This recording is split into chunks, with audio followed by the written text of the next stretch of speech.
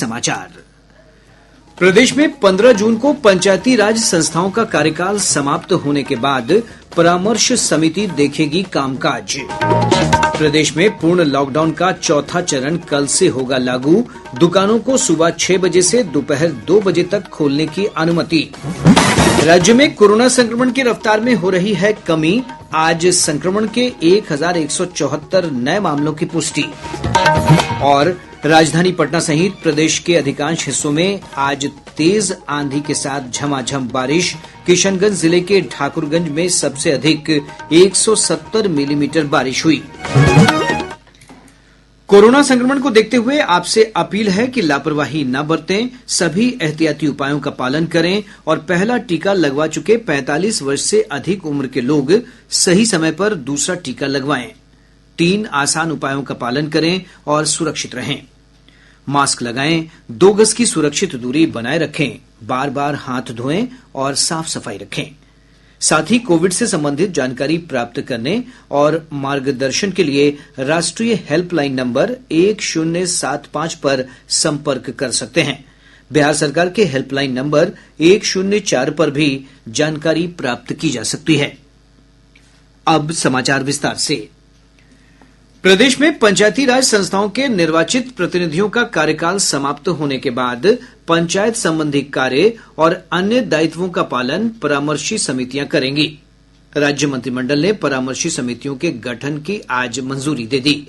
Covid के चलते राज्य में पंचायत चुनाव समय पर नहीं हो पाएंगे, इसके चलते यह फैसला किया गया है। ये परामर्शी समितियां पंचायत चुनाव नहीं होने की स्थिति में ग्राम पंचायत, ग्राम कचहरी, पंचायत समिति और जिला परिषद के कार्यों का निष्पादन करेंगी। मुख्यमंत्री नीतीश कुमार की अध्यक्षता में आज हुई मंत्रिमंडल की बैठक में इस आशय के प्रस्ताव को मंजूरी दी गई। राज्य के इतिहास में यह पहला अवसर होगा जब पंचायती राज संस्थाओं का कामकाज इस प्रकार की समितियों के हवाले होगा। गौरतलब है कि राज्य में वर्तमान पंचायती राज संस्थाओं के निर्वाचित प्रतिनिधियों का कार्यकाल 15 जून को समाप्त हो रहा है। राज्य सरकार इसके लिए पंचायती राज अधिनियम 2006 में संशोधन करेगी। बताया जा रहा है कि अधिनियम की धारा 14, 39, 66 और 92 में संशोधन कर जनप्रतिनिधियों को अधिकार दिए जाएंगे। परामर्श समितियों में जनप्रतिनिधियों के साथ साथ कुछ अधिकारियों को भी शामिल किया जा सकता है। पंचायती राज मंत्री सम्राट चौधरी ने कहा है कि परामर्श समिति का स्वरूप क्या होगा, इन समितियों में सदस्य कौन-कौन होंगे, इसे लेकर राज्य सरकार अलग से आदेश जारी करेगी। उन्होंने कहा कि कैबिनेट के निर्णय पर राज्यपाल की मुहर के बाद यह तय किया जाएगा। इधर पूर्व मुख्यमंत्री जीतन राम मांझी ने इस फैसले की सराहना की है। अपने ट्वीट संदेश में श्री मांझी ने कहा कि इससे गांवों का विकास बाधित नहीं होगा। प्रदेश में कोरोना महामारी के कारण अनाथ हो गए बच्चों के बेहतर भविष्य के लिए बाल सहायता योजना चलाई जाएगी।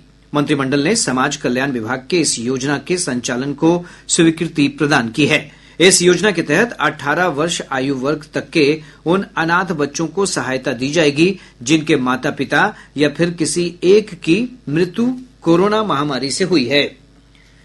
प्रदेश में पूर्ण लॉकडाउन का चौथा चरण कल से लागू होगा और 8 जून तक जारी रहेगा।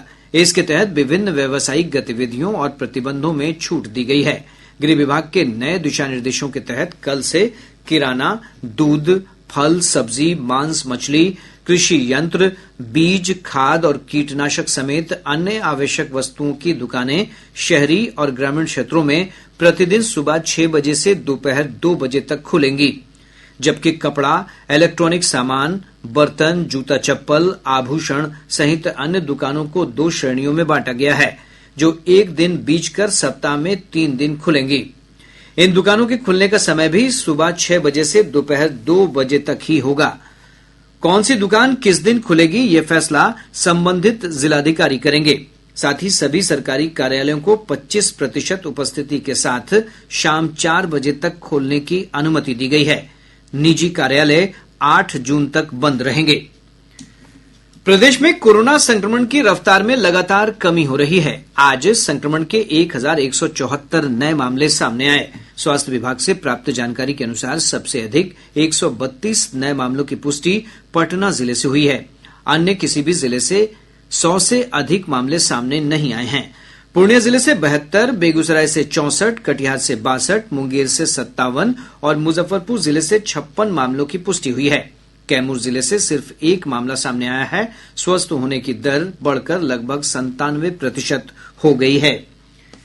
स्वास्थ्य मंत्री मंगल पांडेय ने आज कहा कि कोविड महामारी की तीसरी लहर का सामना करने के लिए राज्य में विस्तृत कार्य योजना बनाई गई है। उन्होंने बताया कि राज्य के अस्पतालों में ऑक्सीजन और आवश्यक उपकरणों की पर्याप्त उपलब्धता सुनिश्चित करने के निर्देश दिए गए हैं। श्री पांडेय ने कहा कि सभी सामुदायिक स्वास्थ्य केंद्रों, रेफरल अस्पताल और प्राथमिक स्वास्थ्य केंद्रों में 2-2 ऑक्सीजन कंसंट्रेटर की व्यवस्था की जाएगी। वहीं अनुमंडलीय अस्पतालों में 2-2 बाईपैप मशीन लगाई जाएगी। केंद्र ने राज्यों और केंद्रशासित प्रदेशों को सलाह दी है कि वैक्सीन की समयबद्ध आपूर्ति के बारे में वैक्सीन निर्माताओं और निजी अस्पतालों के साथ समन्वय के लिए 2-3 सदस्यों का विशेष दल गठित करें। केंद्रीय स्वास्थ्य सचिव राजेश भूषण ने कल वीडियो कॉन्फ्रेंसिंग के माध्यम से राज्य और केंद्र शासित प्रदेशों के प्रशासकों के साथ बैठक में टीकाकरण की प्रगति की समीक्षा की। उन्होंने बताया कि इस महीने राज्यों और केंद्र शासित प्रदेशों को 12 करोड़ खुराक उपलब्ध कराई जाएगी। श्री भूषण ने बताया कि टीकाकरण की रफ्तार तेज की जा सकती है। उन्होंने कहा कि लोगों को वैक्सीन के बारे में जागरूक किया जाना चाहिए और उनके घर के पास उपलब्ध टीकाकरण केंद्र की जानकारी दी जानी चाहिए। ये टीकाकरण केंद्र पंचायत घर, विद्यालय भवनों, वृद्धाश्रमों, सामुदायिक केंद्रों और आवासीय कल्याण संगठनों के कार्यालयों में खोले जा सकते हैं। स्वास्थ्य सचिव ने राज्यों से कहा है कि कोविड वैक्सीन की बर्बादी रोकने के ठोस उपाय करें। उन्होंने सुझाव दिया कि टीका लगाने वाले स्वास्थ्य कर्मियों को टीके के उचित उपयोग के बारे में सही प्रशिक्षण मिलना चाहिए। समाचार कक्ष से फरहत नाज।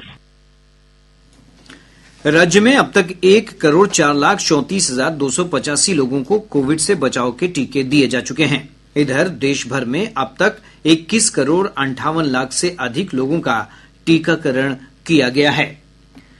राष्ट्रीय मानवाधिकार आयोग ने कोविड महामारी की दूसरी लहर के कारण मानसिक स्वास्थ्य के अधिकार पर एक परामर्श जारी किया है। इसमें कहा गया है कि महामारी के दौरान घरेलू हिंसा और नशीले पदार्थों के सेवन सहित कई मानसिक बीमारियों के बढ़ने के समाचार मिले हैं।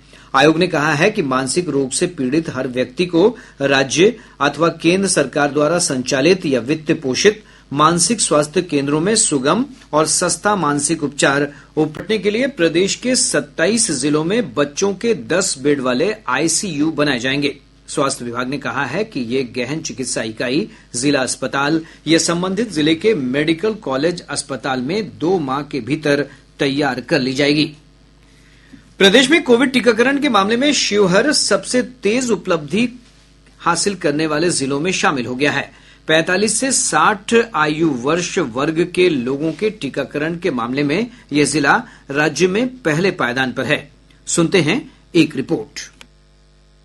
शिवहर जिले में 45 से 60 आयु वर्ग में 22,000 से अधिक लोगों को टीके लगाए गए हैं। इस वर्ग में जिला पूरे राज्य में पहले स्थान पर पहुंच गया है। जिले में अब तक कुल मिलाकर 89,000 से अधिक कोविड टीके की डोज दी जा चुकी है। जन जागरूकता के कारण कोविड टीकाकरण को लेकर जिले में बेहतर परिणाम सामने आए हैं। इसमें ग्रामीण क्षेत्रों में स्वयंसेवी संस्थाओं का सहयोग लिया गया। जिला टीकाकरण पदाधिकारी डॉक्टर अरुण कुमार सिन्हा ने बताया कि गाँव में अधिक केंद्र बनाए जाने पर जोर दिया गया है, जिससे अच्छे परिणाम सामने आए हैं। टीकाकरण की सफलता के लिए विशेष कार्य योजना बनाई गई है। अल्पसंख्यक बहुल क्षेत्रों में विशेष टीकाकरण सत्र स्थल स्थापित किया गया है। टीकाकरण के प्रति लोगों को जागरूक करने के लिए ग्रामीण क्षेत्रों में जागरूकता अभियान चलाया जा रहा है। जिले में 32 सत्र स्थलों पर टीकाकरण का कार्य चल रहा है, जिसमें से 2 शहरी क्षेत्र तथा शेष अन्य सभी ग्रामीण क्षेत्र में स्थापित है। जिले में चलंत मोबाइल वैन के माध्यम से भी लोग के घर के नजदीक पहुंचकर टीके लगाए जा रहे हैं। कोविड से बचाव के मामले में शिवहर की सफलता ने साबित किया है कि बेहतर रणनीति बनाने से सकारात्मक परिणाम सामने आ सकते हैं। आकाशवाणी समाचार के लिए शिवहर से Harikant Singh.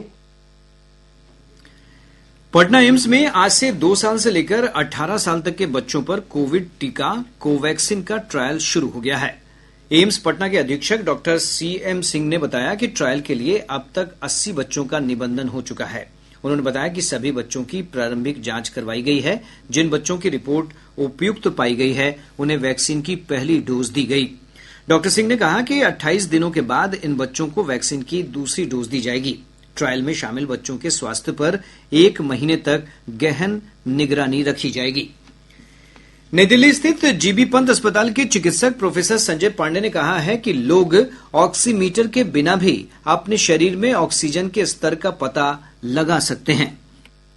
6 minute walk test में एक पेशेंट को कहते हैं कि आप 6 मिनट तक वॉक करिए, और उसमें अगर उसकी सांस फूलने लगे या अनकंफर्टेबल फील करने लगे तो ये मानकर चलते हैं कि पेशेंट को ऑक्सीजन लेवल कम हो रहा है। दूसरा है कि अगर उसका सांस लेने की गति बढ़ जाती है तो भी ऐसा कह सकते हैं कि उसमें हो सकता है कि ऑक्सीजन CO2 लेवल कम हो रहा हो। तो ये जो बेसिक जो टिप्स हैं इसको आप फॉलो करें, इसको आप डायग्नोस कर लेंगे। लेकिन जो सबसे बेहतर उसका तरीका है कि अगर आपको कभी भी ऐसा लगे कि अनकंफर्टेबल फील कर रहे हैं या मरीज थोड़ा सा सुस्त हो रहा है तो फटाफट डॉक्टर के पास जाएं।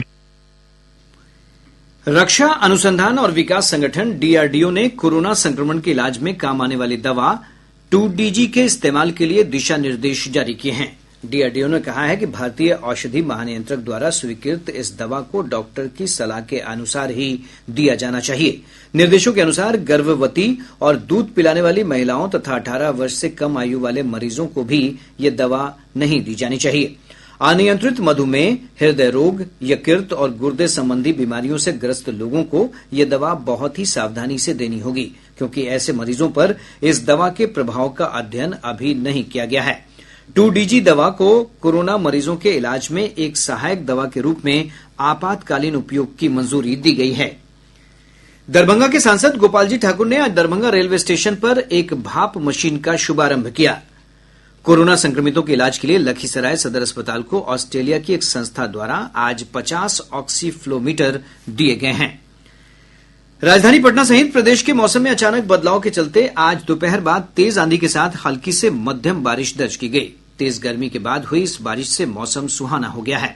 हमारे संवाददाताओं ने बताया है कि दरभंगा, सीतामढ़ी, खगड़िया, पश्चिम चंपारण, रोहतास और आसपास के क्षेत्रों में तेज बारिश हुई है।